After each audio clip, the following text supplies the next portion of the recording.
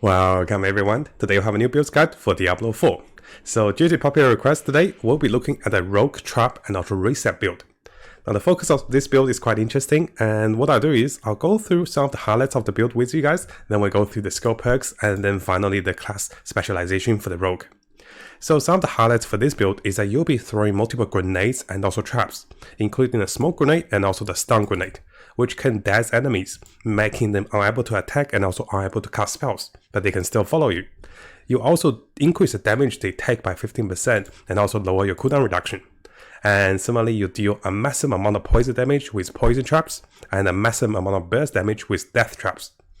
Now all of those skills have some sort of cooldown reduction reset, so the poison traps can reset your imbuement, which is the shadow imbuement we'll use, by 20% chance to reset the imbuement cooldown completely, while the death trap can minus 10-second cooldown on killing enemies. Initially I thought this is per kill, now I think maybe it's on killing any of the enemies, so it doesn't minus 20 or 30 seconds, that'd be too OP, right? So this is not bad enough, but with the capstone of the build, we'll also be dealing direct damage that reduces our traps cooldown by another 35%. So this is actually the best passive and also the best perk for the rogue at the capstone.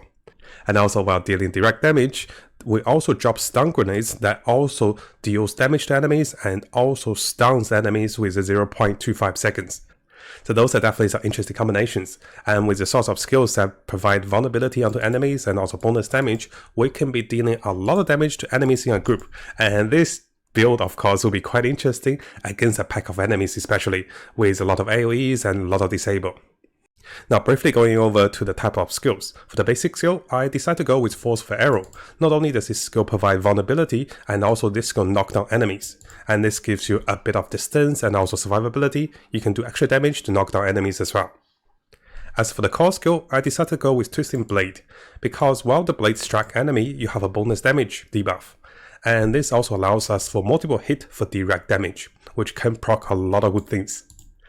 Now, I don't pick any spells for agility simply because I want as many traps and also grenades as I can, because there will be a codex that turns grenades into traps, so give us more perks, right?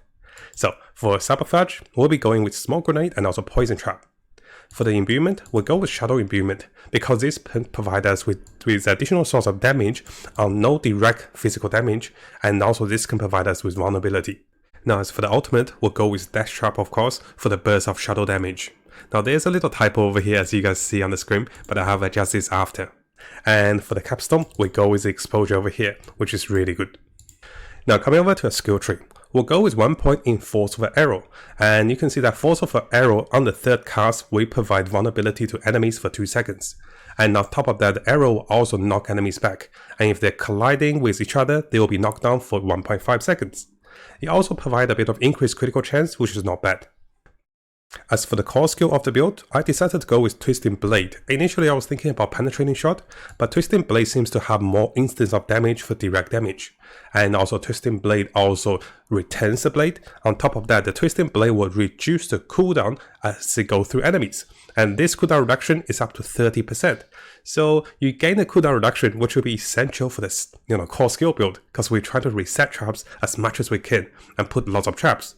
And the cooldown reduction to 30% is definitely a plus. Now as for the agility tree, I decided to not go with any of the skills simply because I need more active spells. For the catch-ups, it is not bad, you also increase damage enemy taken as they step on it. But in comparison, we want all the traps and grenades, and we decided to go to the next one. I will be going with 3 points into Weapon Mastery, simply because, the dagger, sword and also bows, we get a lot of benefits, and we can enjoy all of those benefits. Now coming over to the Subterfuge tree, and this is when the rogue traps build gets interesting. For the smoke grenade, we can go with just level 1, and we can go more levels, but ideally this spell doesn't do damage. What it does is, you will increase the damage enemy takes for 15%. On top of that, when you deal direct damage onto enemies, there's a chance of by 25% to reduce your cooldowns of the smoke grenade by 1 to 2 seconds if they're vulnerable. And we do have lots of vulnerability. So this spell is 15 seconds. Ideally, you can get this down to 10 or even less, because this grenade will also become a trap. So quickly coming over to the section over here. So in the utility section, your grenade skills counts as traps. And when you arm or drop a trap or grenade, you gain movement speed. So not only do you get mobility, you also get grenades become traps. And if you remember the capstone, which we'll skip over here, so if we come over to the capstone, upon dealing direct damage to enemies affected by a trap skill, which is all the time for us, there's a 35% chance of reducing the cooldowns of the traps by 25% and also drop a stun grenade that deals physical damage and also stun enemies. So this one is the ultimate perk for the rogue traps build. Now the second active spell we'll pick for the Subterfuge category is going to be Poison Trap. This is going to be one of the major sources of damage. The cooldown of the spell is about 10 seconds, and this can be much lower because we have so much cooldown reduction, and also we have the resetting of the traps. Now it will deal 435% poison damage over 9 seconds at least, and the highlight of this spell is it also immobilizes enemies, so it keeps them in their place. On top of that, the poison traps have a 20% chance of resetting your next imbuement skill cooldown when they activate. So we have also more resets with this trap. So coming over to the imbuments. After having a look, we can both pick the poison imbuement or the shadow imbuement. As for the poison imbuement, you definitely deal more poison damage, of course, and also increase the poison duration. And there's also a chance of the poison imbue skill have a 30% chance to double your poison damage over time. So if you guys are finding yourself to deal damage a lot with the poison trap, you can definitely swap the shadow imbuement into the poison imbuement over here. And of course, I recommend going for the double amount of poisoning to enemies. Now the reason I decided to go with the shadow imbuement is that the ability to keep casting vulnerability onto enemies, and this will provide you with more resourcefulness as you go. So increase damage dealt to enemies by 20% when they're vulnerable. And in comparison, we can also go with increasing non-physical damage taken by enemies by 12%. And this of course will increase your ultimate damage dealt by the death trap, which is shadow damage, by another 12% over here. So it's definitely optional whether you want to go with more vulnerability or you want to go with increased damage for your traps. This should also increase the poison damage. Now one of the other reasons I decided to go with the shadow imbuement is that we want a bit of stuns, and we also want a bit of energy gain as we kill enemies under the shadow damage. So the stuns is coming from the lucky hit with the shadow damage. Now I'm not saying this will be a lot, and if you don't find yourself stunning enemies a lot, you can definitely come back to the poison imbuement. So those are two optional. And as for the passives, your potency and also precision imbuement provide you with more critical chance, also more potency. What we really want is to reset your imbuement skills.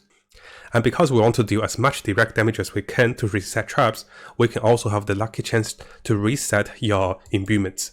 So whether you go with poison imbuement or the shadow imbuement, you do want the lucky skill chance to reset them to provide you with more resource of doubling poison damage or stunning enemies and also providing vulnerability.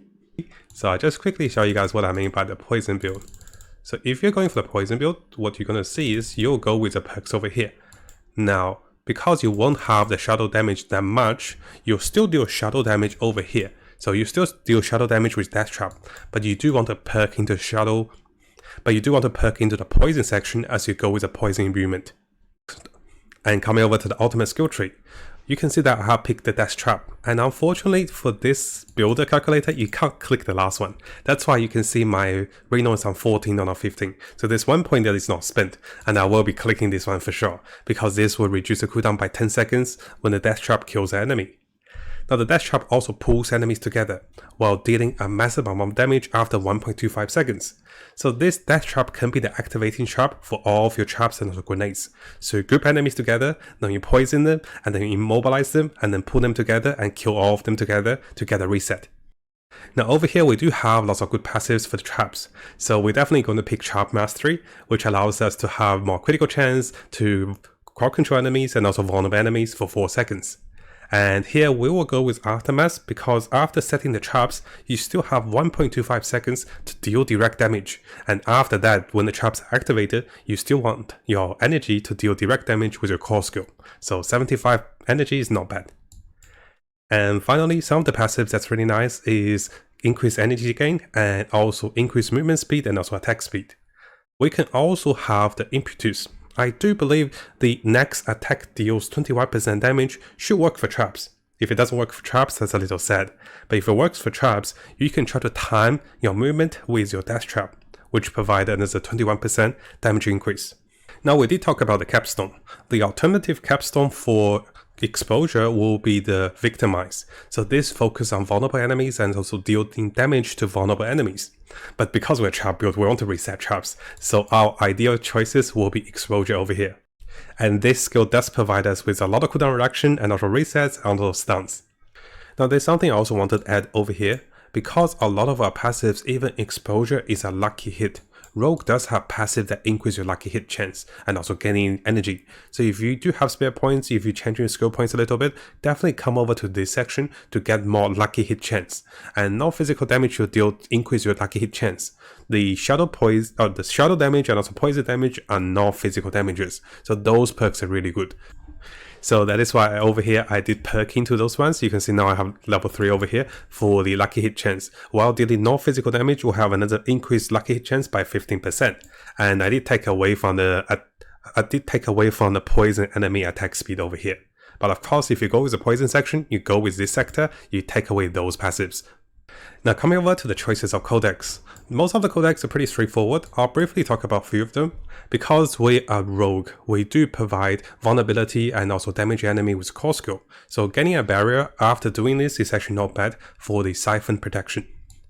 Now as for the offensive skills, because we have a chance of knocking down enemies and also stun enemies, getting 40% increased damage on stun enemies and here another 30% increased damage on stun enemies is not bad.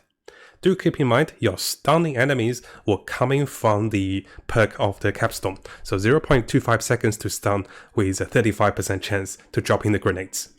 Now of course, there are also ways to make enemies vulnerable with traps, so the blast trappers aspect allows us to have a 30% chance to make enemies vulnerable when the traps affects enemies, which is really good for the vulnerability.